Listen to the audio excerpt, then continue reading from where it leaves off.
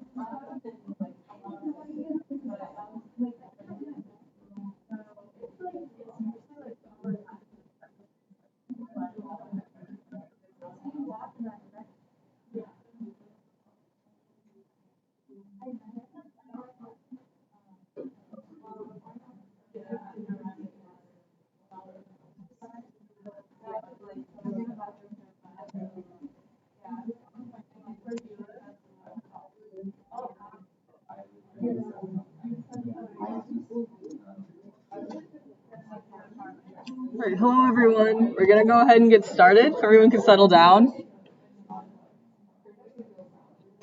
Hi everybody.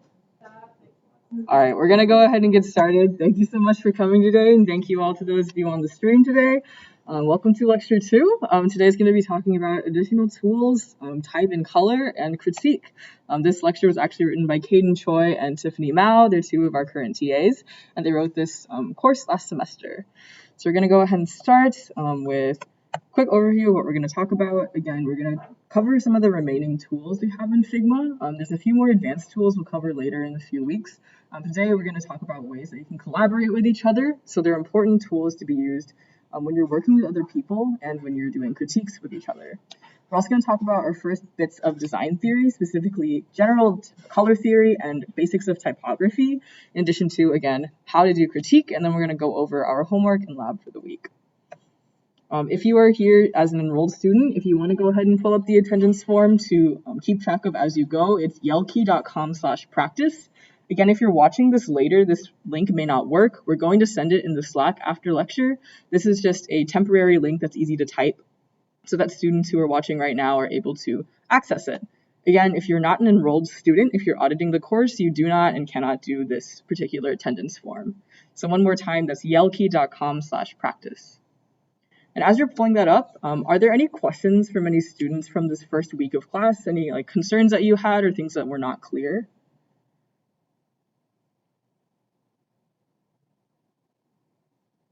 Awesome. If there's anything in the chat, let me know also.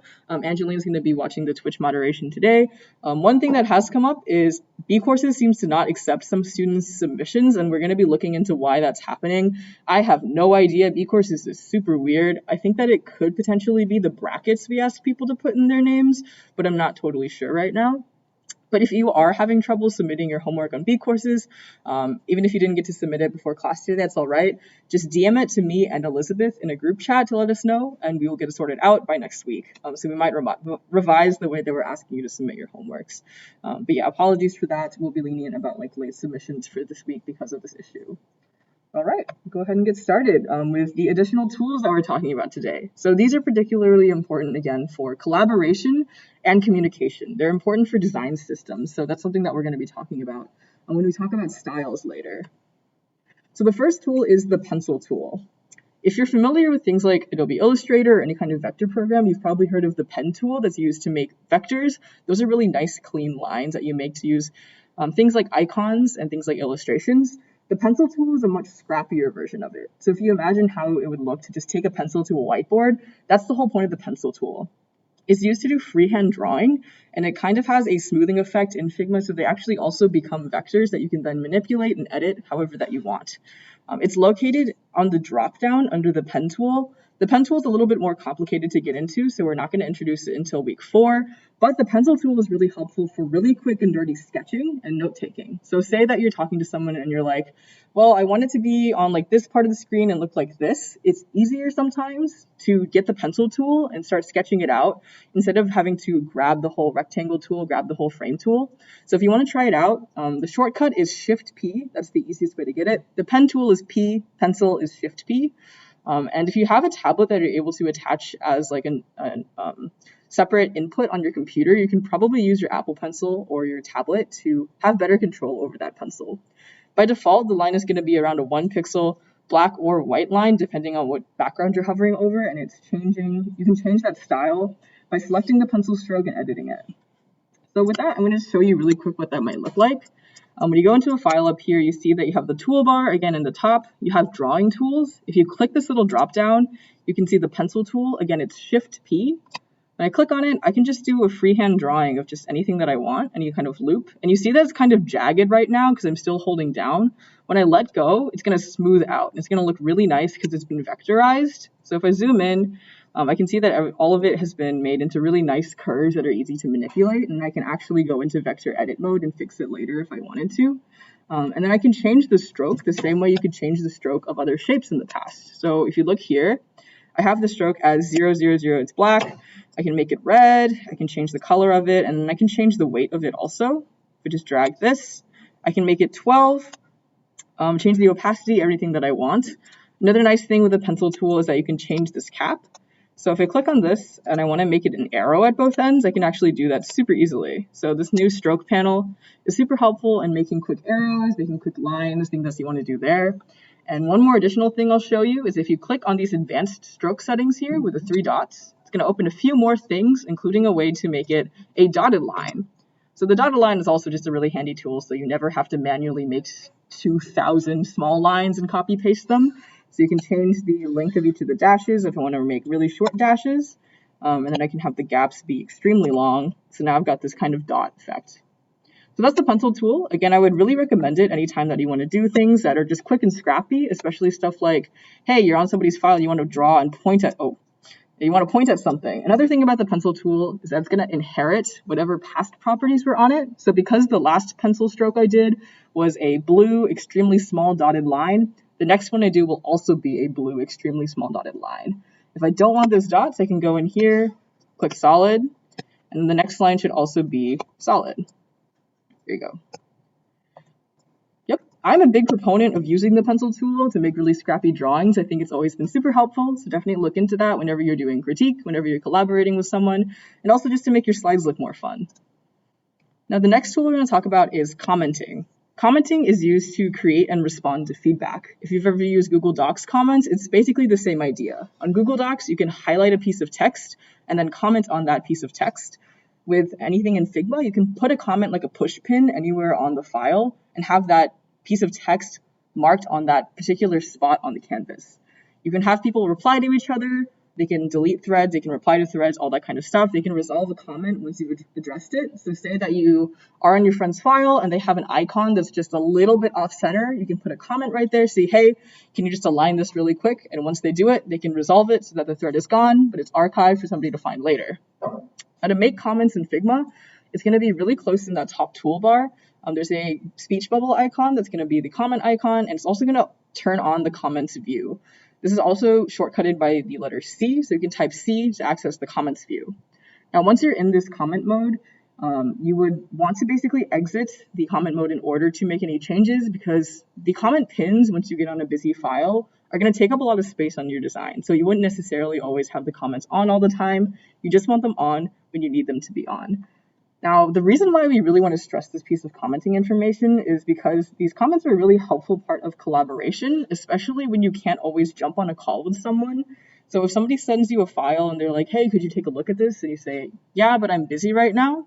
You can jump on it later. You can leave comments directly on the locations that you wanted to leave feedback, and they're able to check those later. And they're marked as unread or read. So they're a really essential way to basically give and receive critique tailored to Figma. So conveniently, this file actually has a ton of comments on it that we can see here when we open up this view. So again, you can click C on your keyboard or click it up here, and you see all of the notes that the TAs had left when they were writing this particular lecture. So we had actually an internal critique session for everybody's lectures where we reviewed the content and thought about, oh, how do we want to change these? How do we want to make them better? This was really especially helpful because we had a big team that was working on different pieces of the curriculum at the same time. Not everybody's eyes were on everything all the time. So having these async crits through these comments was always super helpful. So an example here is that Tiffany said to have an IRL demo for commenting, which I can do right now. So as I'm currently on the file, when I open it, it's going to be on the selection tool, the move tool, which is V. Again, if I press C on my keyboard, like right now, it's going to pull up all these new comments, and then I can go here. I can maybe zoom in and go to this green slide here, which we're going to see later, and leave a comment here and say maybe this green is not in our brand guidelines. And then I can post the comment, and anybody who accesses this file later on can reply to my comment. If I then change the green to match our brand guidelines, I can go ahead and just resolve the comment, and then it disappears, and you can see it in the archives later. So yeah, commenting, really important part of Figma. I would highly recommend you use it. I'm sure you've used it on Google Docs. Use it in the same way. Use it liberally if you need to, as a way to just give people feedback.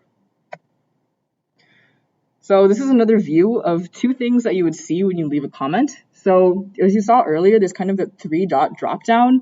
There's two different options for what this dropdown menu will show you, depending on if it's your comment or somebody else's comment.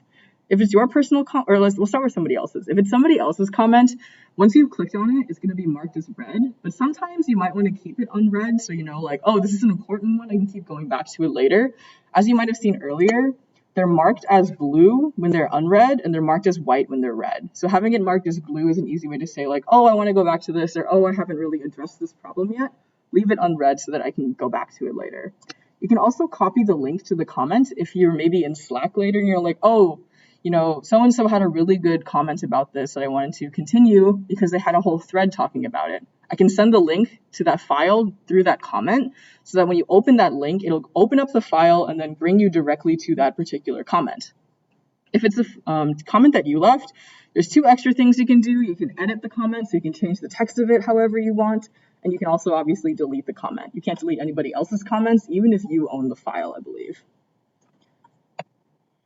Now, the last quick thing that we're going to go through is exporting. So exporting is whenever you kind of save the file locally onto your own device, onto your own computer, and Figma will let you export into a couple different mediums: PNG, JPEG, SVG, and PDF. So if you're familiar with downloading any kind of Word document, you're going to familiarly see like doc files and PDFs a lot of the time, maybe even CSVs for Excel sheets. But these are different kinds of image files plus the PDF. So we're going to go through what each of those means. So Figma has a lot of customizable settings for exporting assets, which lets you define, how and what exactly you want to export. We talked last time about frames. So the most common way that you're going to export something is as a single frame. So you can say like, oh, here's the mobile phone prototype for the first screen of the app. I want to export that one frame. It's going to be really easy because all of the items that are on that frame will export as one particular image. So in order to do an export, it's actually not in the toolbar. It's going to be on the right sidebar. So there's an export menu when you scroll right to the very bottom, or you can do Control or Command Shift E. And there's additional settings found under the export settings here. So let's say that I wanted to print out the thumbnail for this particular lecture and put it on the door today. I would click on the whole frame and I'd go to the sidebar under Design and scroll all the way down. There's an export option. So when I click export, I can go ahead and just export the thumbnail by clicking that. And it's going to go to open up my computer files and go wherever it goes. But there are also a couple of really helpful things. One is that Figma is a vector-based program we talked about before and we'll get into again. The really convenient thing is that you can make it look bigger or smaller, have a bigger or smaller export file without it distorting your image. So it's going to still look crisp and clear and clean. But if I need it to be, 4 times the size because it needs to be printed really big, I can do that immediately on export without having to resize everything manually. I do this a lot. It's especially helpful if you do things like social media. Sometimes you'll make it a little bit too small. So when you post it on Instagram or you post it on Twitter, it'll be kind of grainy or pixelated. So once you get to exporting, you can have it exported larger so that it won't be grainy when you post it online. The file types are here as well. And we'll go through those in just a second, and then we can talk about these different kind of export layers. The bounding box is kind of like the edge of the frame, so this tells you if you want to include that bounding box, and then overlapping layers, you generally will want to leave these default settings. You can see how they're going to do different things once you export them. Helpfully also, it'll show a preview down here of exactly what you are going to be exporting. This is really helpful because sometimes you'll think that you've dragged a rectangle or something into the frame, but you actually haven't.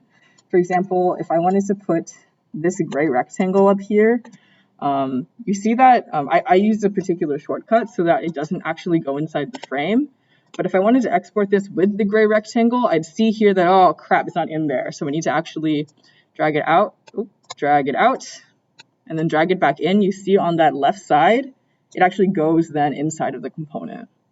Now, I don't want to leave that in there, but it is really helpful to make sure that you have everything inside your frame that you want it to have. Now, there's different export file formats. You pretty much know what a PDF is. It's kind of I actually have no idea what PDF stands for, I'll be honest. But any kind of Word document is frequently exported as a PDF. Sometimes you just need your images or you need your content as a PDF. It's the easiest thing to do. But the other image-based formats I'm going to go through really quickly. A PNG is a bitmap image format, so image quality is not reduced when you compress it. It's kind of the most crisp way to export any kind of vector image, especially to be posted online. JPEGs are pixel-based, meaning that they typically have smaller file sizes, but they have reduced image quality. If you've ever seen those memes that are really deep fried, it's because they've been JPEG'd over and over again, and it causes lossiness. So all of the pixels get really compressed because the image is trying to be stored at the smallest possible file size. So it says, hey, all of these pixels in this square right here are basically brown, so I'm going to make them all brown. And when it does that over and over and over again, you're going to see that they all kind of turn yellow, they all kind of turn to really dark contrasts, which is how you get those fried JPEGs. Now the last one is SVGs. This is the one that you might be the least familiar with. SVG stands for Scalable Vector Graphic.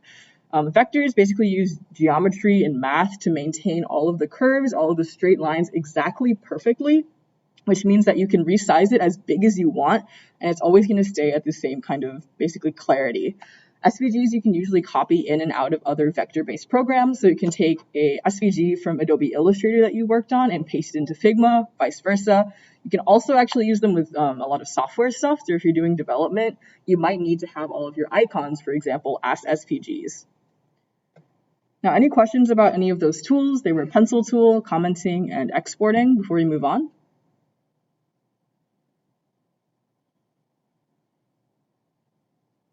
Awesome. So the next thing we're going to talk about is our first bit of color theory. So color theory is a really, really critical part of design. And today we're going to talk about how different colors can communicate different things. So colors are basically used to attract your attention, to make you feel something, or to give you a sense of meaning based on the cultural association with it. So when you see different things, you're going to automatically have these innate connections based on your schema, based on your lived experiences. An interesting thing about that is that depending on where you're from or depending on the culture that you're from, colors might mean different things. They mean different things in different parts of the world, for example. But color can be used then as a way to leverage those associated concepts to create a strong aesthetic and to make things more usable. Now, a wide variety of color use and applications are really obvious in basically anything that we interact in. Like, for example, maybe the room here was colored this tealish color because one, it matches the general exterior of Jacob's, and two, teal is a generally calming color. It's somewhere between blue and green. It isn't something that really sticks out to you, but it's poppy enough that you've noticed it and you hopefully think it looks nice. Now, starting with red, we're going to go through the basic color gamut. Red is an emotionally intense color. So you can see by all these chairs, I don't really know what emotion that's supposed to convey, but maybe it's intense. But red generally compels passion and action. So it's pushing us to watch another episode of Netflix or maybe pay attention to the signs that are on the road. So some examples again, Netflix has that really strong red and black branding. The black branding, the dark mode branding is easy on your eyes, which we'll talk about later. But the red is urgent, but not in an urgent way that makes you anxious. It's urgent in a way that makes you want to keep going, to make you take action and do something. Now, on the other hand, the stop sign makes you want to stop your action because you're already in motion.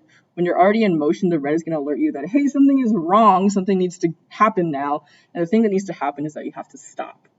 Now, Tinder is red because of love, maybe lust, any kind of passion. Red has always been associated with the heart, or just associated with, blood, with general emotions of passion and general emotions of love, joy, things like that. And CNN is something that wants you to care about it. And so having that action red color helps you kind of latch onto what it's doing, to help you pay attention to what's going on, to absorb the news and the information that you're hearing. Blue, on the other hand, is a very reliable and calming color. This is probably why every single app ever is blue, because it wants you to keep using it, which wants you to feel comfortable when you're in that app. So it's a more neutral color than red, and it establishes trust and, again, reliability, especially for companies that want your trust, that handle your money or your information. So some examples might be Chase Bank. You're going to see that their branding is all blue. It's all pretty neutral. It feels very comfortable, easy on the eyes. They want you to trust them. They want you to know that, hey, we're not going to do anything weird with your money. You can totally rely on us. Facebook also wants you to trust it, maybe for better or for worse. But Facebook wants you to stay on their platform, to feel like it's something that you can rely on, to feel like it's something that you can use, and not feel scared about your information getting leaked. Even if it might be. The ocean is blue. I think a lot of people generally associate colors with things that are from real life. So you can imagine things like green we're going to talk about, and also blue is a calming color. When you see yellow, you might imagine the sun. When you see different colors, a lot of the associations you have immediately are going to be from nature. So again, the sky, the sea are all very calming things to think about.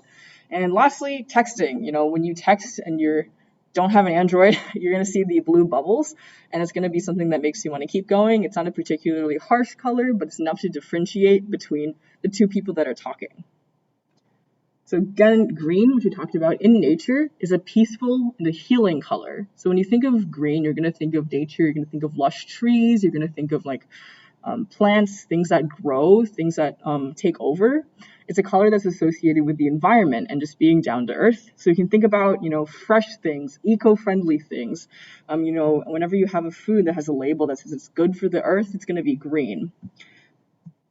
So some examples of things that are green that kind of naturally have that sense of growth would be, like here, you have this paper towel system that has a really interesting design that basically communicates the sense of nature and how that earth is associated with paper towels. It kind of makes you think about the waste, makes you think about where the paper towels you're using are coming from. And presumably these are good for the environment in some way, so they're communicated through the color green. Starbucks coffee, I would also venture to say that green is associated with money in some way. So it's a company that wants you to spend your money, but in a kind of a healthy, quote unquote, way. It wants you to think like, hey, the things that we use are fresh. The ingredients that we use are the best ones you can get at any coffee shop, so they're using this green. Again, this is another kind of environment associated illustration that's going to be using green. And Spotify is maybe a little bit more out of left field, but a lot of people listen to music as a way to, calm, to de-stress, to decompress. I mean, you could also listen to music to stress yourself out, to compress yourself. I do that. But Spotify is definitely something that they want you to, feel comfortable in. It's almost like nature in that you're always in it. You're always kind of entrenched in whatever's going on there. The same way that you might lie in the grass, you're probably going to be listening to Spotify while you lie in that grass.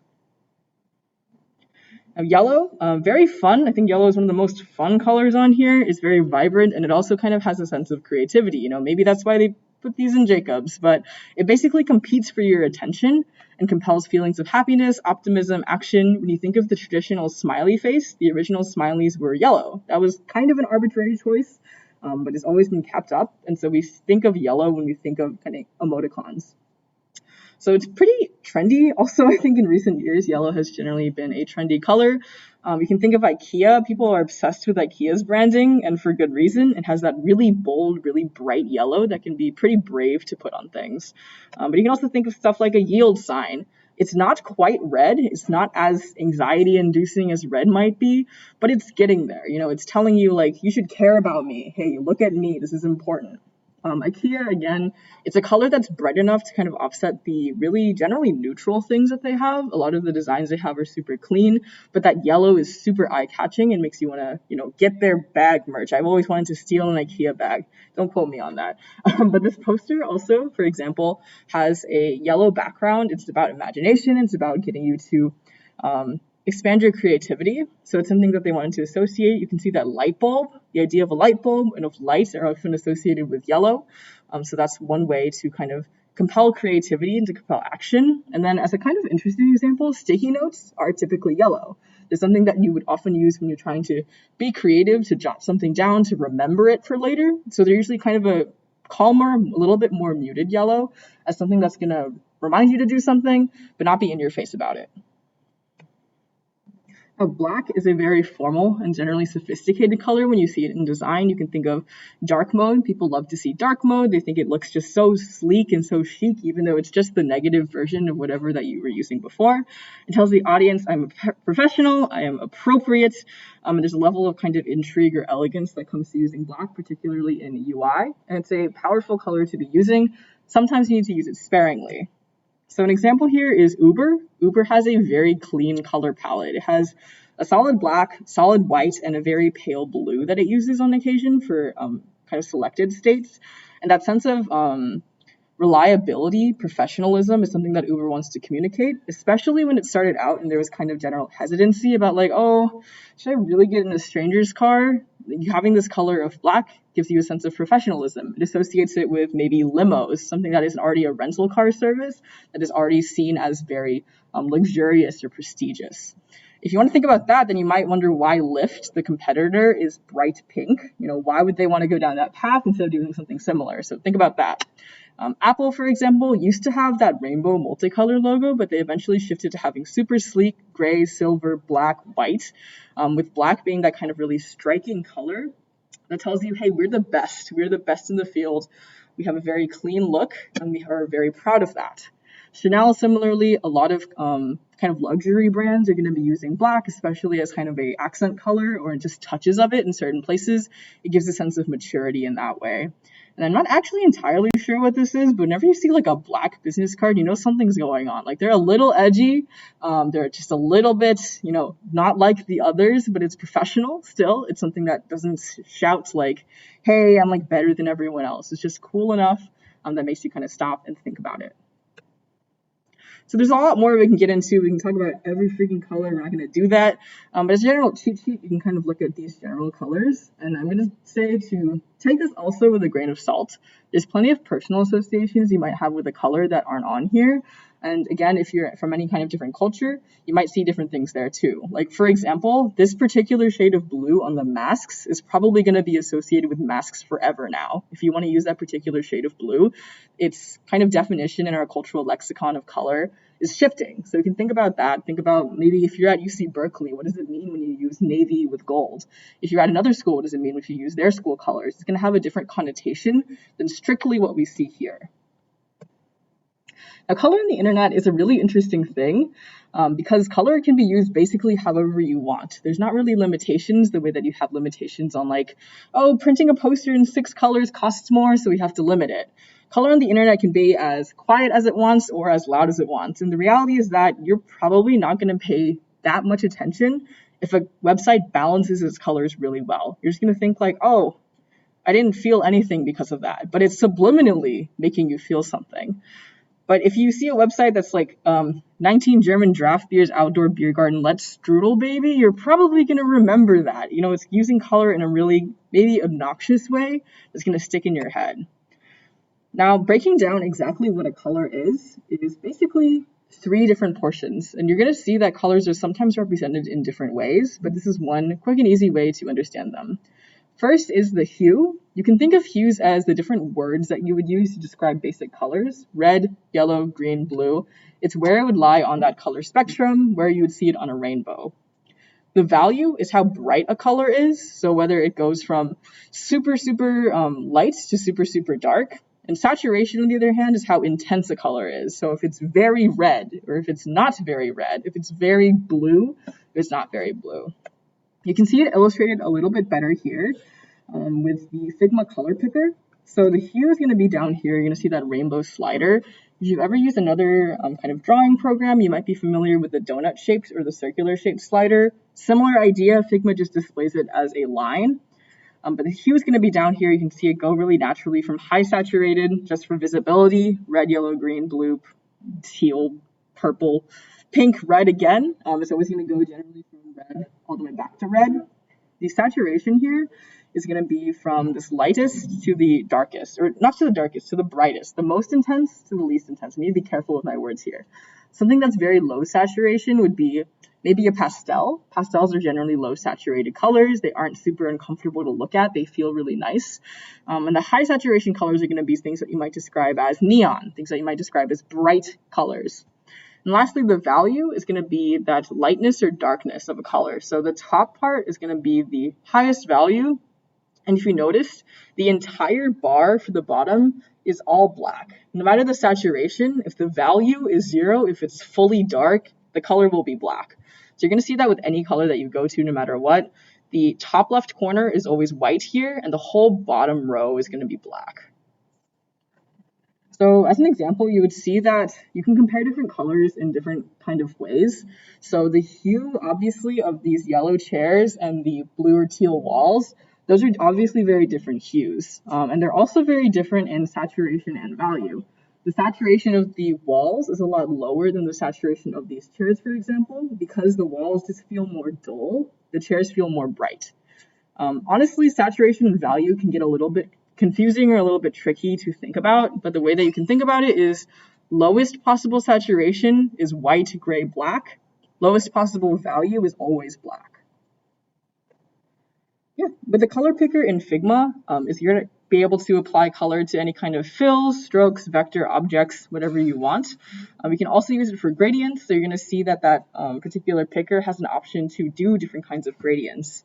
It can be found whenever you click on the right sidebar after you've applied a fill or a stroke to a layer. You might have seen me use it earlier and we were changing that squiggly line to blue. And it has a lot of different functions. So when we open it up, you're going to see actually a lot of things that you can interact with. And some of them are really, really neat. So number one up here, number one is going to be the way that you apply any kind of gradient. And if you did the trading card homework recently, you would have had to set a fill as an image. This is another way that you can do that, to set a fill as an image through here. Number two, you're going to see a little teardrop icon. That teardrop is going to let you access different kinds of blend modes. Blend modes are basically ways that the colors and the shapes interact with the things that are underneath them. We talked earlier about layers and how there's different things that kind of sit on top of each other. You see the X and the Y axis, but there's also implicitly a Z axis where things are sitting on top of each other. And normally you'd have them all be pass-through or normal, so they all, they don't really interact. But if you set it to be a blend mode, it'll interact in really interesting ways. I'll demo them really quickly and we'll talk about them more in the illustration lecture, but it's a really fun thing to play with. Number three is going to be that whole color field, the area where you actually get to pick the color, which we just talked about. And number four is going to be the eyedropper tool. This is a way to pick any kind of color that's been shown up on the whole canvas. So it's really helpful when you have a particular color that you want to use that you haven't added to a color style yet, but you want to use it later on. 5 is the hue we talked about earlier. 6 is the transparency or the opacity of the color. It ranges from fully clear, so fully transparent. It has that checkered background that you've seen maybe in Google image results, all the way up to fully opaque and not transparent at all. Number 6, you might notice it says hex and it says A259FF here. You can also have it show it up in different ways. So one is RGB. If you've ever been familiar with like red, green, blue color definitions, if you've heard the term RGB lights, RGB is just one way to communicate color. CSS is going to show you an easy way to paste it into code. HSL is actually what we just talked about, hue saturation value. But sometimes people say lightness instead of value, which is why it's HSL, hue saturation lightness. And then HSB is hue saturation brightness. Those two things can be really confusing because lightness and brightness are technically different things, but there's something interesting to look into if you just switch between them. Last few things. Oh wow, this is an official document and it has 7 and 6 mixed up, but 8 is actually going to be all of the colors that are on the file. That's going to be super, super helpful in the future when you're working with a pretty small set of colors. It's an easy way to say like, oh, I use this blue over there, but I don't want to pan all the way over there. It's going to be right there for you. So we'll go really quickly through that whole particular panel and go through that. So I'm going to make a rectangle here. And to open up that whole panel, I click on this part. It's going to open up this whole panel. I'm going to drag it here just so it's a little, or actually I'll drag it over here so it's more readable. So we talked earlier about the gradients. We're going to talk about gradients again later on, but really quick, you can see that I can click linear. This is now partially gray and partially see-through. The see-through part I can change to be maybe red. And you're going to see that it's still very opaque, or still very transparent, but I can up that transparency and it becomes darker, it becomes more bold. I'm going to go ahead and go back to the solid color for this demonstration. I have this eyedropper tool here. You can also use the letter I. When I click it, this section up here shows you a zoomed in version of the entire section that you're hovering over. So if I want to go here and I say I want this pink, I can go right into that pink area and click on it. And that's going to automatically set my rectangle from earlier to that pink. This is a surprisingly powerful tool that's always been really helpful for me.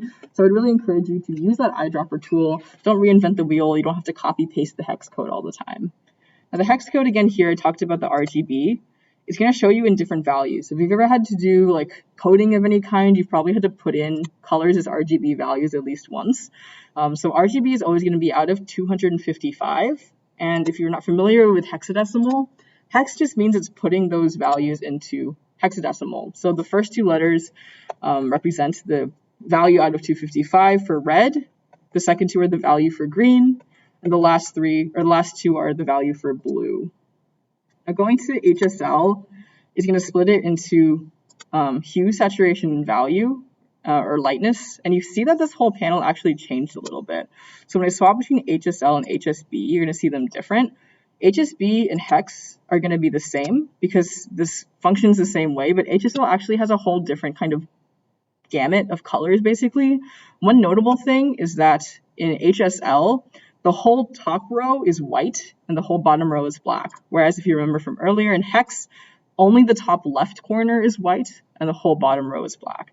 So I'm not going to go into like the whole details about it. When you Google it, it shows you this weird like pyramid that's three-dimensional that I don't fully understand. You definitely don't have to understand, but it's a fun thing to play around with if you're interested. And again, right here, you can see the document colors. We have a lot of colors on this particular document because it expands over the entire lecture slides where we've used a whole bunch of different things, but it is an easy way to grab colors that you used earlier if you're not so deep into a file. It also means that if you knew you wanted to use like a pinkish salmon color, but you don't want to keep introducing new colors to the file, you can go ahead and just grab it through here. Awesome, and that is the color picker. A few really helpful external tools on color. I would definitely reference these. I promise it's not cheating. It is not cheating to use other people's color palettes. It can be really hard to get good at figuring those out.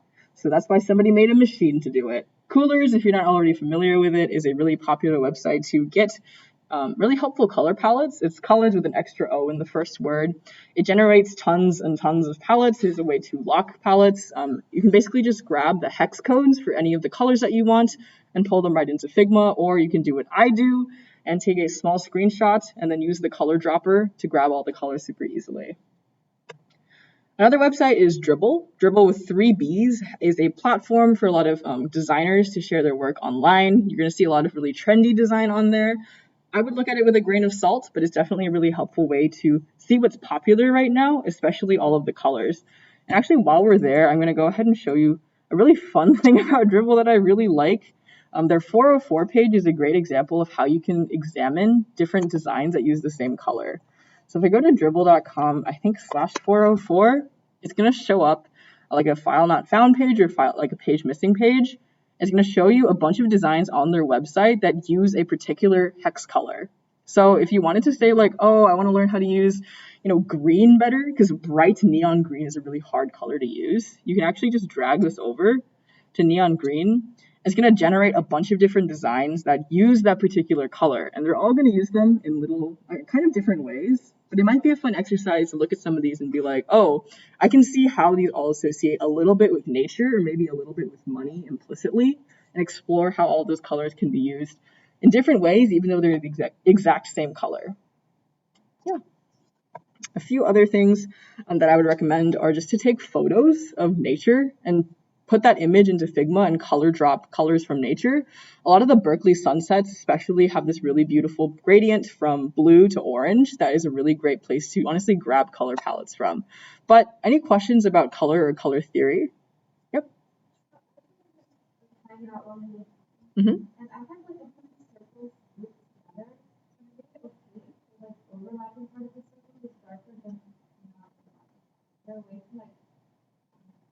Yeah, totally. So that question is basically that they had created a bunch of circles and had them overlapping. But when you have that overlapping shapes with different opacities, it's basically going to be see-through. So if you can imagine like maybe like a stained glass window, if you held a piece of the window over another piece, that part where they intersect is going to be darker, and that's why it functions like that. So if you want to choose that and have it be like, maybe you want this shape that's like 3 circles, but you don't want it to be all transparent, what you can do here, I'll show what she was doing. So I want to make them all pink, and then I want to set the opacity to be just 50%. So you see at the intersecting areas, it's going to be darker. If I want to avoid that, what I can do is take all of these. You see that this option comes up, it's called union selection. When I union them, Figma is going to treat it as one object. So it's going to look at that whole outside intersection that looks like a Mickey Mouse and see that and say, this is one object. And I'm going to make all of it the 50% opacity red. So that's kind of, I think, the only way that you can do that. I'm going to check really quickly if the pass-through is going to also let you do that, but I don't think it will. Okay, no, that doesn't do it either. But yeah, I would say that union them is probably the easiest way to do that. Also, really quick while we're here, kind of show you the blend modes from earlier. These are all at 50%, which is good. So I'm going to make this green. And I'm going to make this blue. So when you talk about RGB, basically you can make any color out of different values of red, green, or blue. But that doesn't really make sense because now I have red, green, blue, and then muddy red, muddy green, and muddy red again, or purple. So it doesn't really make a lot of sense. But if I make these different kind of layers, it's actually going to be one way to see how they kind of generate different colors when they interact with each other. So this is going to be locked and just be giving it a white background. And these you can't actually see right now, but if I set them to, I think, screen, okay, this is multiply, there we go. The three colors are going to interact in different ways. So when I have it set to pass through, you see that the three colors in the middle are muddy, basically, but I have it set to multiply. They get a little bit darker, they get a little bit more vibrant, and they act in different ways. And let me make all three of these a little bit higher opacity. But different things are basically going to let you do different reactions with this. It's a really fun thing to play with. So if you have the difference, you're going to see that it kind of goes into CMYK, which is cyan, magenta, yellow, and black. That's when I do the, again, difference colors. It's going to be kind of an opposite of what you see. There's actually just a lot of math that goes into any of these. It's a lot of like greater than, less than, show this much, show this little. You can look into that on your own, but I would play with them. I think they're really helpful in making really interesting, engaging illustrations. Sorry, that was a really long-winded answer, but any other questions?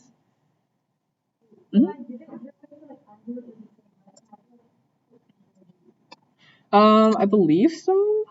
So if I'm going to union this, you can... No, but the actual way that it reacts is these are all technically still their own layers. So what you can do is select all of them and just manually drag them out of the union. So that's probably the best way to do it. Yep. But there's not an option in the same place, which is a little bit confusing. Any other questions? Awesome. Well, we're about halfway, so I'm going to go ahead and give you like 3 to 5 minutes to just... Oh, yeah. Question? Do you have a question? Yeah, sorry about that.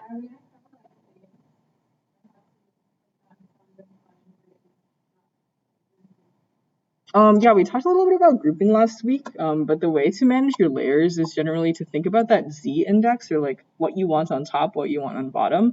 There isn't honestly a lot that we can cover about that, other than just being mindful and maybe grouping things whenever you need them to kind of interact as one unit. I'll show you again really quick the shortcuts for moving things up and down. For the sake of that, I'm going to make these all regular pass-through. So I'm going to make these all non-transparent. So these are all going to be 100%, 100%, and 100%.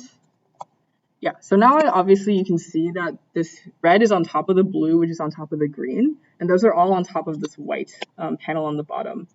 So whenever I have this, what's actually going on is that these are at the very bottom and these are at the very top. So if I zoom out, I can actually drag this over in between them, and you're going to see that this whole frame is in between the white and then the colored circles. So whenever I want to do any kind of design work, I want to make sure that I'm being mindful of what's on top of what.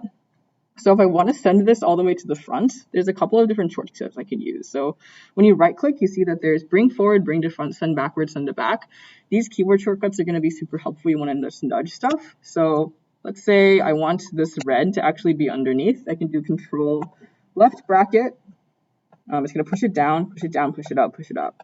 So that's going to be one way to manage what layers are on top of each other, or I can just do send all the way to the back. So it goes all the way to the back of the file, or all the way to the front, goes all the way to the front of the file. A handy thing is that if any of these are inside of a frame, it's only going to be constrained by that frame. So now when I want to send this rectangle to the top, it moves to the top, but it's not above the frame because it's still within that whole container. If I send it to the back, it's not going to go underneath this because it's still constrained by that particular frame. So layers basically function within the container that they're inside of, whether that container is a group or a frame or a set of frames, nested frames, anything like that. Does that kind of make sense? Does that answer your question? Any other follow-up? Awesome, yeah. All right, any other questions before we go ahead and take like about a 3 to 5 minute break?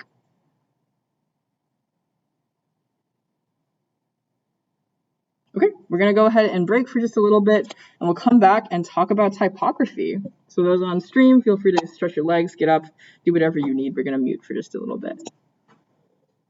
Need a better way to do this.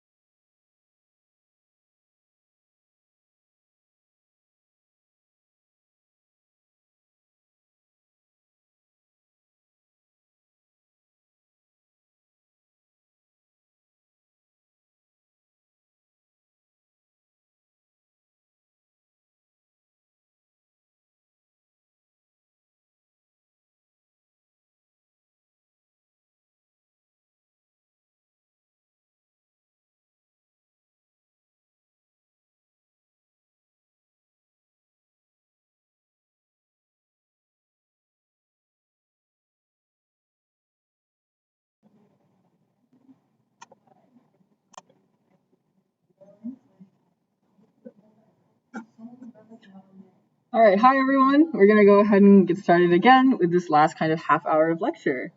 So, the next thing that we're going to talk about is typography. I know that some people have been really interested in kind of how to navigate type and your designs. It's definitely something that takes a little bit of time to learn. So today you're really just going to be dipping your toes into the terminology, kind of the things that you can look into to learn more about typography. Now, pretty much everything that we read integrates typographic design for two main reasons. One is to digest the text, to make sure that what you're reading is understood, to make sure that you are able to honestly comprehend what you're looking at, and two, for ease of accessibility. So a lot of type choices are going to be skewing either one way of like highly accessible to maybe not really readable at all. And a lot of the time it's going to go from, do you want this to look pretty or do you want this to work? So you see that a lot with type, and it's kind of the reason why some type lasts forever, why some fonts just seem to stick around and they're used everywhere. It's because they do both of those things. They work well and they look pretty good. But type is also a really great way to communicate personality and character, whether it's in a website, whether it's in packaging, whether it's in an advertisement, and it kind of expresses emotion through the characteristics of each of those particular letters. So if you look just really quick at these particular examples, you can already communicate what each of these people or what each of these entities are going for. So with this particular, art exhibit, you have the next Rembrandt. It has this strong but kind of timeless serif font. We're going to talk about what serifs are in a second, but you can think about those as something that feels more formal. It feels very legible for one. It's very easy to read, but it's also something that kind of evokes a sense of luxury, evokes a sense of importance and authority. The same kind of goes for this particular font, but it's a little bit different. You can see that those serifs are really thin, they're really delicate, and it's contrasted by the thicker strokes that they have. It's a little bit more playful, even though at first glance it can seem like a kind of similar font. So with this one, you also see that it's using this serif font, this kind of really bold font, pretty sparingly. It's contrasted by a sans serif font, so it's something that doesn't have those little lines at the end. For the headings that need to be readable, but are kind of secondary to these big numbers.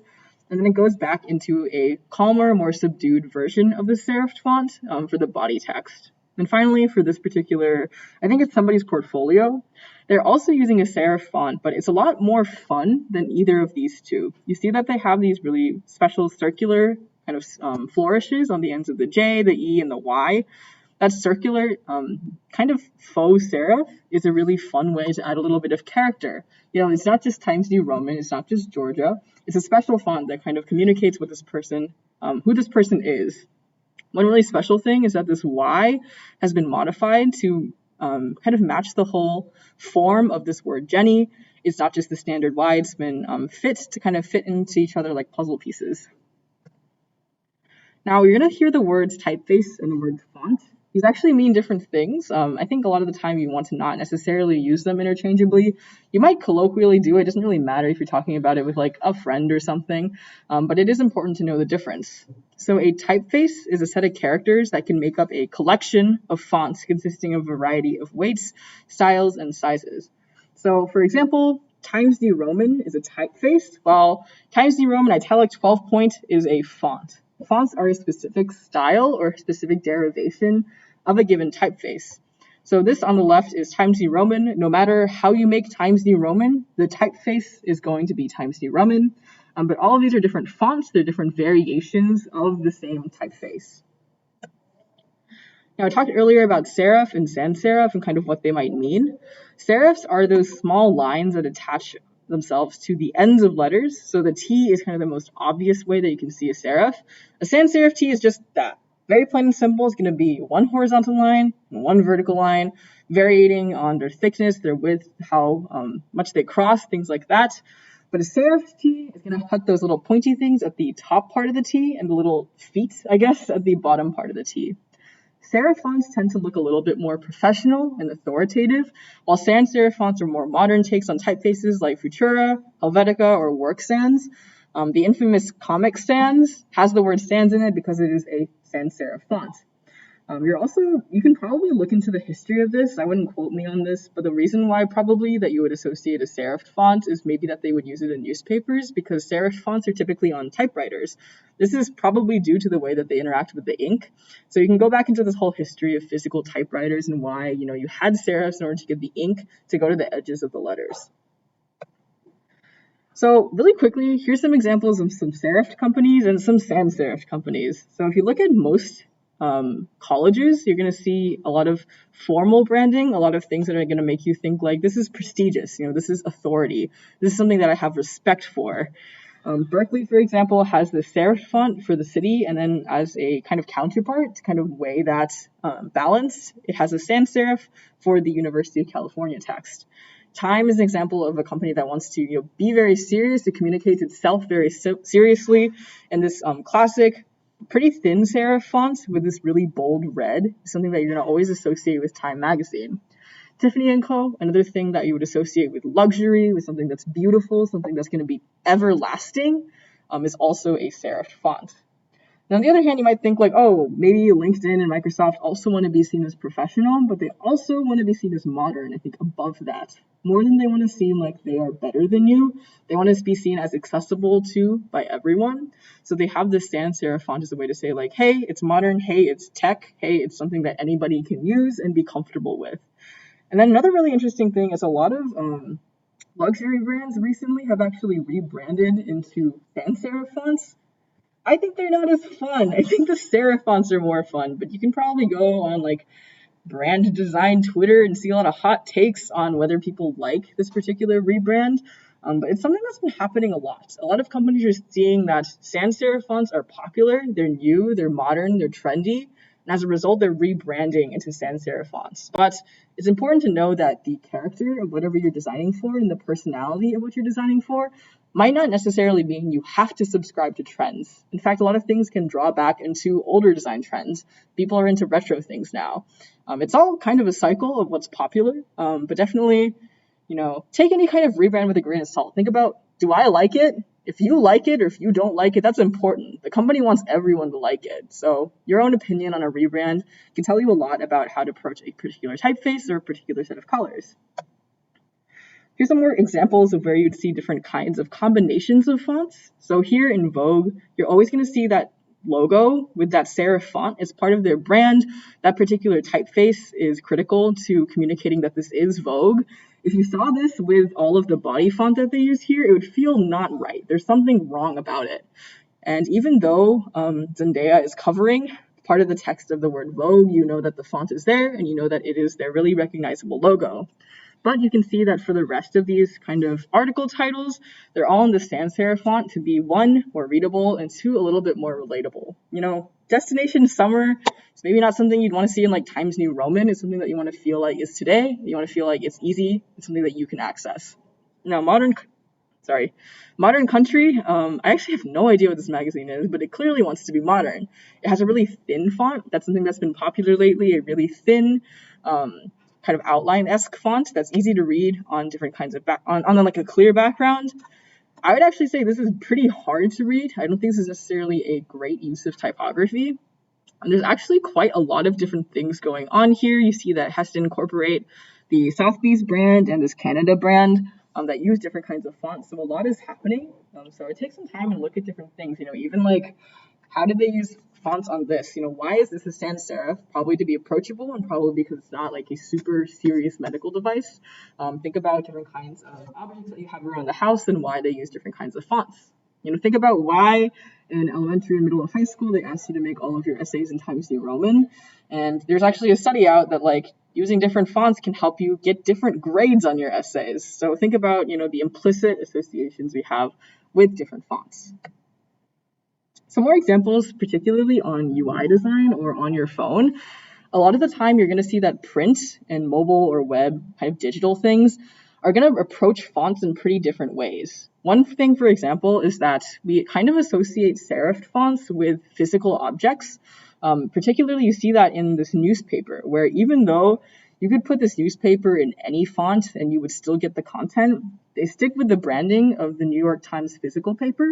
and kind of associates that sense of seriousness, of reliability that you get with a serif font. On the other hand, this article by Airbnb is meant to be a very modern, very forward-thinking brand. You see this kind of combination of different sans serif fonts that also associates with their particular branding. And also, don't you think it would just be kind of weird if Uber Eats was in like Times New Roman? It would feel a little unsettling because it's supposed to be fun. It's supposed to be something that's casual. It's supposed to be in and out of there really fast. You wouldn't want it to be something that kind of draws you in and is something that makes you read a little bit more slowly. Now, hierarchies of fonts are really critical in design systems and in branding. One thing that I can maybe show if you have time is actually the brand guide that we have as Figma Decal that actually has a similar hierarchy of fonts. You've seen them on different slides, and we want to make all of the slides as consistent as possible. So we have all of these different rules that we follow when we make text. Now, establishing this visual hierarchy using typefaces is really critical in creating visual interest. Again, does it look pretty? And establishing information hierarchy, does it work? So those two kind of factors again, is it pretty and doesn't work, are really important to making sure that your typefaces are useful. So combining appropriate typefaces is kind of the key to being both of those two things, but defining what an appropriate typeface is really hard, and it really depends on each particular one. There's not like a secret sauce that's going to tell you exactly what fonts are going to work well together, but we are going to give you some resources to give you a way to find that. So there's going to be a lot of basic words or kind of keywords that you're going to see, like label, headline, subheadline, body, small, label, all sorts of things. The things that might be most important to you are the words heading, title, and body. If you've ever used a Word document again, the title is going to be what's at the top, the name of the article, or the name of the document. It's generally going to be the biggest text, and a lot of the time it might actually be in a different font. The subheadline or any kind of headline is also going to be important text that might not necessarily be as large as the title. It's going to be a heading. It's going to denote things like sections of this particular article, but it's still going to be important. And the body copy is going to be the easiest to read font. That's the part that people are going to see the most of, that you want to make sure that that body is easy to get through large chunks of. Now, mixing and matching fonts, like we talked about, generally you want to match simple fonts together. You don't want to have two really complicated, really ornate fonts. They're just going to compete for your attention. Contrasting fonts is also really important. Pairing titles in sans serif with body text in serif, or the other way around, helps you kind of distinguish those pieces of information really clearly. So we talked earlier about the title fonts, the heading fonts, and then also the body fonts. Those two things can often be a way to separate where you want serif and sans serif. So grouping fonts also by similarity can work really well.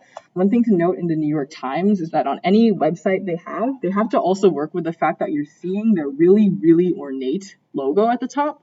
So it's something that's going to be associated with the entire font or the type hierarchy. So they have this pretty readable but bold particular typeface that is serifed to use in the title, that is now not bold or italic in the subtitle. And the body font is also a serif font, but it's clearly a different one. Maybe not clearly, but it is two different serif fonts that are kind of communicating different things. If you want to go even deeper, this byline is in a sans serif font, as is the date. So information like that feels a little bit more human might be associated with a different kind of typeface. So the key here is all about balancing how similar things are and how different things are.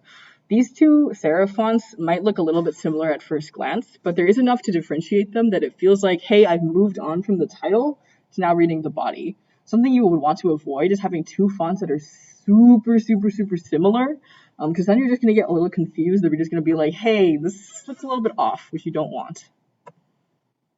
Now, font weight is going to be something that is basically the thickness of the lines that you use when you have the font. So it's really important to pick a font that generally has multiple weights. So that's going to be a really key thing when you do UI design. A lot of the time you're going to need different weights for different things, like a button or a piece of text, even if they're all the same font. Even if they're all the same typeface, the fonts are going to be different. So generally, if you're on a really dark background and using light text, it can generally be easier to read it if it's a little bit thicker. But if you get into things like extra bold, extra black, it's going to be harder to read that particular font just because it's really busy. I'm going to see if I can find this particular website. It talks about variable fonts. which is going to be a really interesting thing to kind of look into. It's not really something that's technically in the scope of this class, but it is really fun. Variable fonts are special fonts that have been created to have a lot of adjustability. I think this is a really great way to visualize how this kind of weight and width can impact the way that you read text. So if you see here, it has a default weight, but I can make it thinner. Oh, it's still loading. This might take a while because of the lag, but okay, there we go. So I can make it thinner or thicker. And you're going to see that the readability really changes as we go from super, super thick right here to super, super thin. It's still the same typeface. It's still Helvetica now, but it's communicating different things to me. The width can also be a factor of this. I can have it be really condensed and fit a lot of letters into one line. This is going to convey something really different. Or I can have it be super wide and convey a whole different thing. So variable fonts are really fun to play with. If you want to check out vfonts.com, there's a lot of really cool things you can mess with. Like, for example, this font has its own particular traits. This one has pump, where it changes kind of the inflation, quote unquote, of these different letters to convey something different with the same typeface.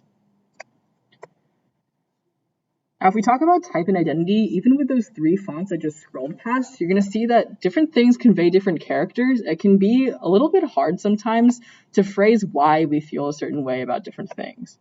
So this is a really interesting example because they have such a wide variety of fonts going on in this particular logo. So you can see this Necker logo actually moves from a sans serif font over to a very serifed font. And it's actually moving from non-italicized to fully italicized.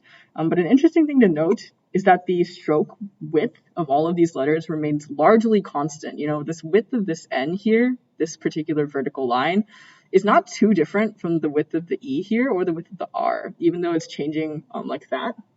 If they had all been really different thicknesses or different weights, it would have been really distracting to read it. But as you see it now, it's a pretty natural progression. An interesting thing here is that in this N, it actually cuts into the kind of angles of the N to give you a little bit more distinction between a sans serif, so almost like an anti-serif, where instead of having it jut out, it juts back in, all the way over again to this R that has a really pretty serif. It's a very scripty font. It's almost kind of edging on what a cursive font might look like. But it reads as something that is like transitional. It reads that this is for everyone. It can be anything that you want it to be, and that's kind of why that tagline might be "That's so you." I'm assuming this is actually a skincare brand or some kind of beauty brand that kind of communicates that we can mold to whatever you need, whatever your needs are. So one really interesting thing here is that it's also in all white. It's a very simple typeface. It's a pretty simple logo. So it has a minimalist personality while still having a lot of originality and being really, really unique. So in comparison, look at this, whatever's going on here. There's a really wide mix of colors. There's a lot of different weights going on. It is, for the most part, all the same font, but it's used super chaotically in a way that can be really hard to understand. So maybe this is unintentionally disorienting, or maybe it's intentionally chaotic. But whenever you want to shop at arngren.net, you're going to have a hard time kind of identifying what everything is. You know, this could be a result of bad web design, but it could also be a result of them just wanting you to start clicking into stuff, whatever it is, even if it's not something you're interested in. So all of these different fonts are always going to be a little bit too similar to be different and a little bit too different to be the same. So it is really uncomfortable and overwhelming to look at this.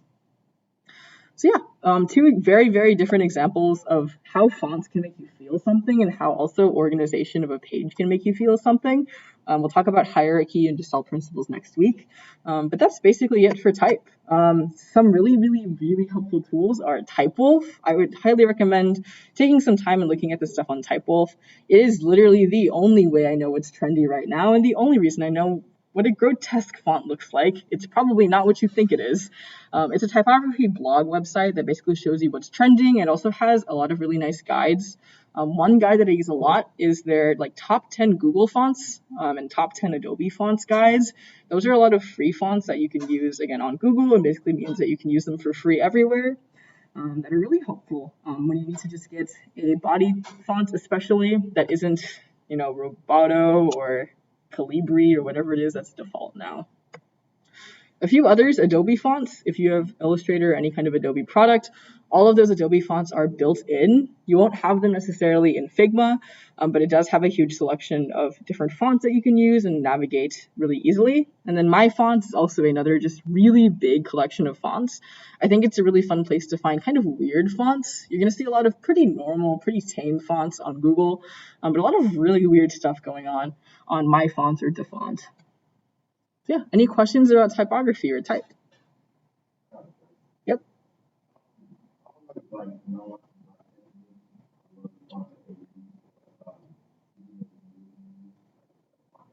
Mm-hmm.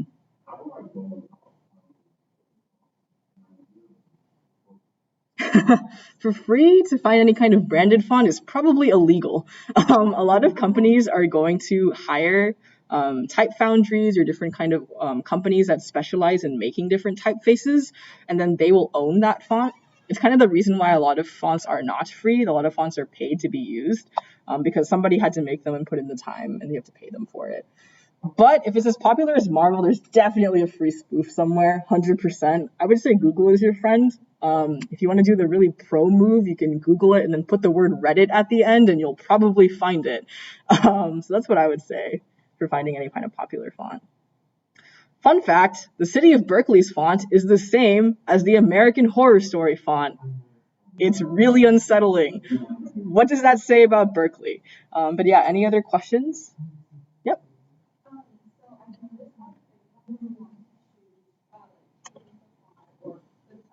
Mm-hmm.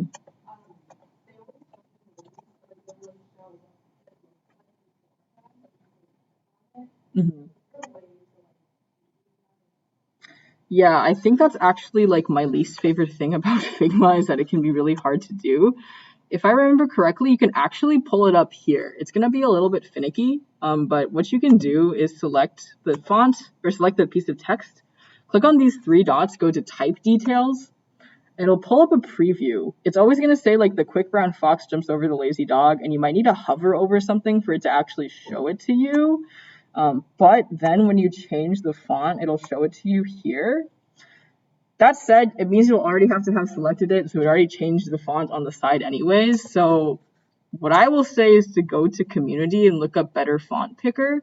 I have had pretty mixed luck using it, but Better Font Picker is a plugin that somebody built that will display all of the options for you. So yeah, this one's called Better Font Picker. I think this works better on Macs. I have not had great luck with it on Windows, but what you can do is Google it or go to community and look for it. Click install. It should install really, really quickly. And then once you have that, go here, right click, click plugins, and then go to Better Font Picker. It's going to open up a panel that shows you different fonts in like the font. So this is kind of what you would expect. Yeah, this is not always works super well. You can see all of these are actually just the same. I think these are all in Arial because they don't quite load for me.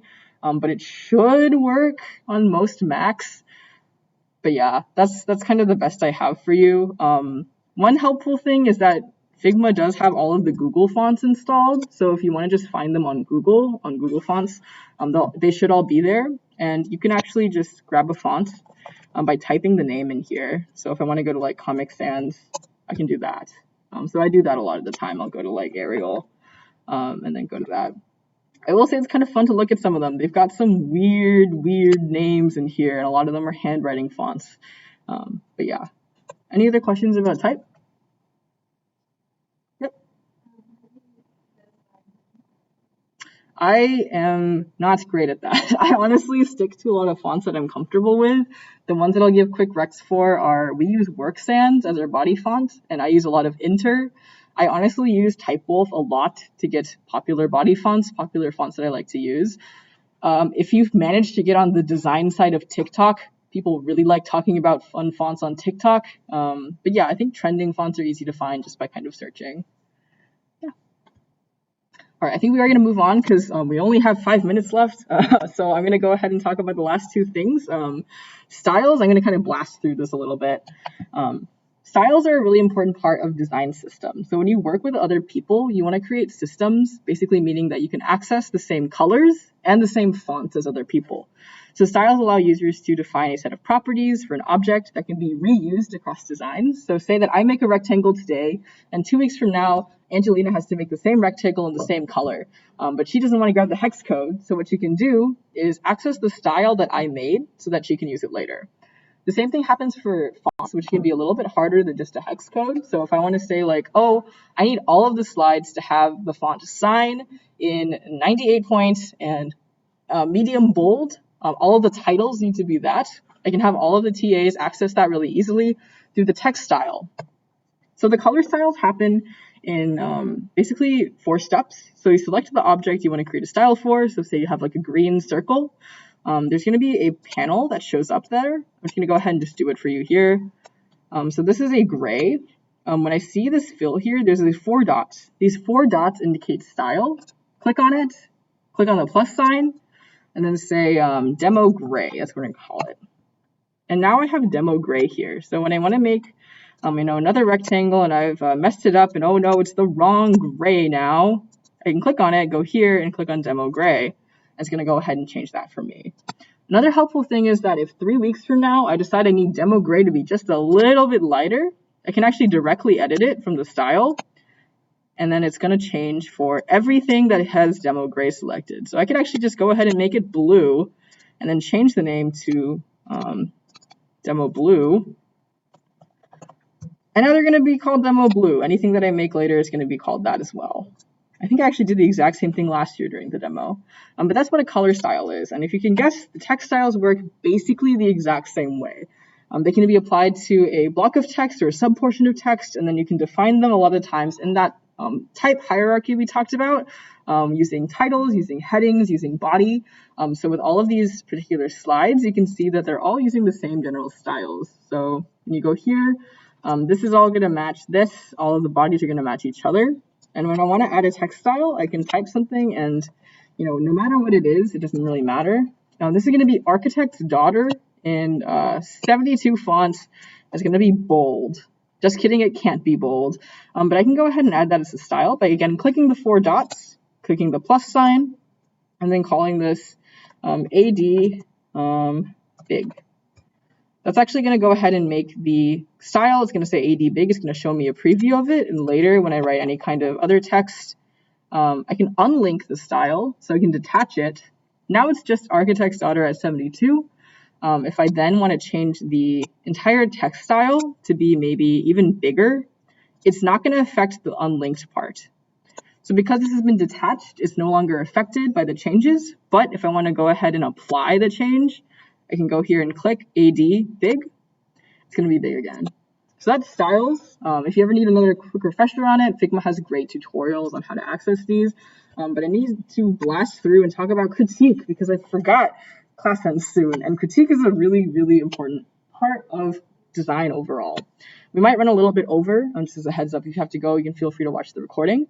But basically, critique is giving and receiving important feedback on your work.